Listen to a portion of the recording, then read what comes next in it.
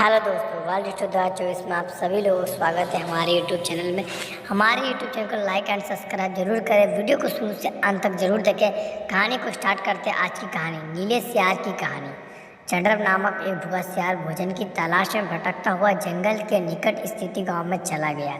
गाँव की गलियों में घूमते घूमते उसे कुछ कुत्तों के देखा तो उस पर टूट पड़े। किसी तरह जान बचाकर चंद्रव भागा वहाँ से और एक मकान में घुस गया। वह मकान एक धोबी का था। मकान के कोने में बड़ा सा ड्रम रखा हुआ था। चंद्रव ने उसमें छुप कर बैठ गया। वह रात भर भी छुपा रहा। सुबह होने तक कुत्ते वहाँ से जा चुके थे।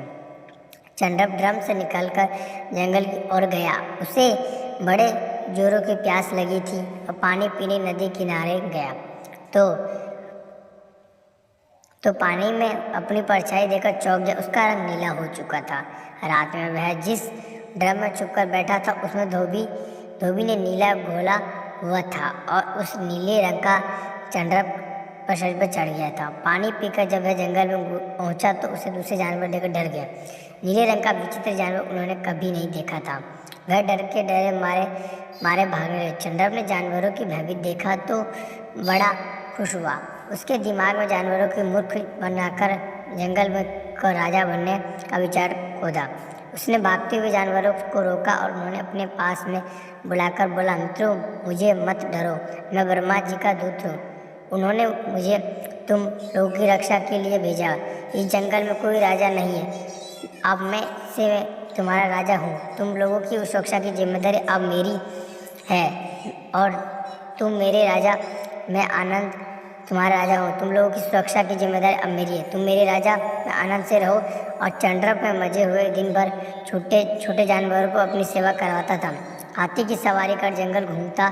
शेर, चीता और भेड़ियों की उसके लिए शिकार करके लाते थे। वह चक्कर उसका भक्षण करता था और भक्षण करता हुआ लेकिन बचा हुआ मांस उन्हें देता था, जिन्हें शांतिपूर्वक रीति गुजर रही थी। लेकिन झूठा आखिर कितने दिन तक छुपता है। एक दिन वह असलियत के बाहर आनी ही थी। एक सुबह चंद्रव सोकर उठा और अपनी मात से निकला। अचानक ही कहीं दूर सियारों को हुआ और आवाज़ सुनाई पड़ी। चंद्रव आखिर था तो सियार भी भूल गया और उसने अन्य जानवरों को सामने ब्रह्मा का भेजे दूत नाटक किया और उसे मध्यस्थ होकर हुआ और चिल्लाने लगा। जब दूसरे जानवरों ने उसकी आवाज़ पर सुनी तो समझ के वास्तव में वह सियार उन्हें मूर्ख बनाकर राजा बनकर बैठा है। सब उसे मारने के लिए पीछे दौड़े। चंद्रव भागने का प्रयास किया किंतु शेर चीताओं के पंजों को बचा न सका और मारा गया। इस कहानी की शिक्षा था, जो अपने को ठुकराकर परायों को अपनाता है उसका नशा हो जाता है। कहानी अच्छी लगे तो वीडियो को लाइक ज़रूर करें और हमारे यूट्यूब चैनल को सब्सक्राइब करना ना भूलें। वीडियो को ज़्यादा से ज़्यादा शेयर करें। फिर मिलते हैं नेक्स्ट वीडियो में एक अच्छी सी कहानी के साथ। तब तक के लिए गुड बाय।